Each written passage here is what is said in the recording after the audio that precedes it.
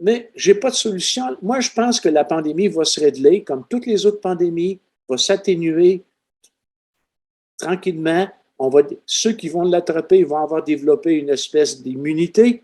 Mais c'est pas vrai que cette immunité conférée par le fait que tu l'as attrapé est meilleure que celle conférée par le vaccin. C'est pas vrai, ça. C'est pas scientifiquement prouvé. Mais il y a beaucoup de gens qui disent ça.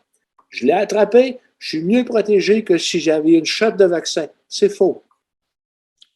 Puis quand tu as sorti ça dans les derniers mois, dernières années, ça a été, je ne sais pas, je dirais difficile ou à ton niveau personnel, whatever, émotif, quelque chose comme ça, de voir qu'il y avait beaucoup de gens qui, je ne sais pas, est-ce qu'on peut dire qu'ils t'ont tourné le dos ou qui t'ont critiqué fortement pour ça, ou au Oui. contraire, est-ce que ça a été Il y en a difficile? beaucoup qui m'ont tourné le dos. Il y en a beaucoup qui ont été déçus de moi parce que euh, quand je parlais du climat, la science du climat, j'arrivais à la conclusion que ce que le gouvernement imposait pour le climat n'était pas juste, n'était pas basé sur de la science. Hein. Ça leur faisait plaisir. Du berger, hey, il est de notre côté. Le gouvernement veut nous ment, il veut nous fourrer, il veut nous soutirer des taxes de carbone. Puis du berger, il a raison. Mais la science que j'avais exposée, ça ne les intéressait pas pantoute, pourvu que j'arrive à la conclusion politique qui les intéressait. Pour la COVID, j'arrivais au contraire. J'arrivais à la conclusion que les mesures imposées par le gouvernement, en gros, étaient des mesures correctes, hein? Puis qu'ils étaient basées sur la science, mais ça leur déplaisait. Donc, ils m'ont renié. Duberger, c'est un traître. Il n'est plus de notre bord. Ouais, Qu'est-ce ouais, qui ouais. s'est passé? Hein? Normalement, tout ce qu'il dit, tout ce qu'il fait en science devrait arriver à la conclusion que le gouvernement est mauvais, puis il est là pour nous crosser, puis nous fourrer, puis nous soutirer de l'argent. Mais je n'arrivais pas à cette conclusion-là. Un gouvernement fait des bonnes choses, fait des mauvaises. À l'heure actuelle, le gouvernement québécois, en santé, il y a des gros progrès à faire. Autant que la France, il faudra que les Québécois aillent voir la situation en France à l'heure actuelle dans les hôpitaux. C'est pas mieux qu'au Québec. Hein? Il y a autant de fonctionnaires de gratteux de papier en France, puis sinon plus qu'au Québec. Puis ça leur coûte encore plus cher que chez nous. Mais le gouvernement québécois fait des choses bonnes aussi, pas juste des choses mauvaises. Moi, je les critique en environnement, en ressources naturelles. Ils ont mis des moratoires sur l'exploration du gaz de shale, qu'ils appellent gaz de schiste, pétrole, tout ça. Ils subissent des pressions aussi, des lobbies, des lobbies environnementaux qui les forcent à prendre ces mesures-là.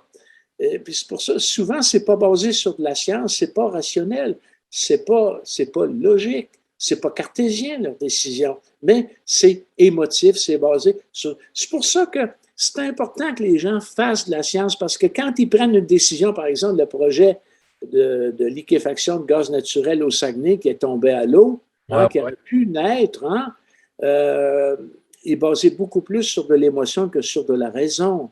Puis à l'heure actuelle, du gaz naturel, on en a besoin, on en a encore besoin pour longtemps.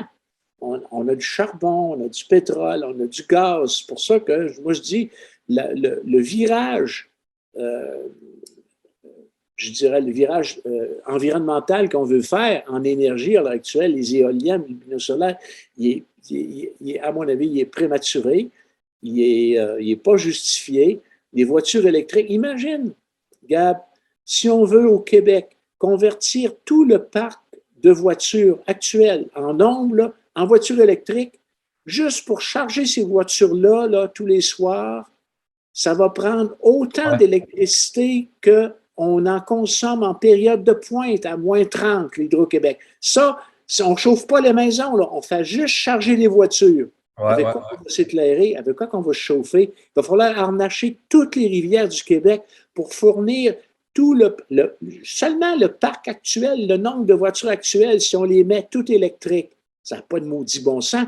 Combien d'asphalte il va falloir scraper de kilomètres dans nos rues, sur nos stationnements d'hôpitaux, d'écoles, de centres d'achat pour installer ces foutues bornes de recharge? Puis combien de croix blanches il va avoir dans le parc des Laurentides parce que des Tesla ne se seront pas rendus à l'étape aux 12 bornes de recharge disponibles pour les 150 voitures qui auront traversé électriques qui auront traversé le parc par moins 25 sous zéro. Ça va être marqué sur la croix Jessica, Steven, mort de froid, telle date 2025 dans leur Tesla. C'est ça!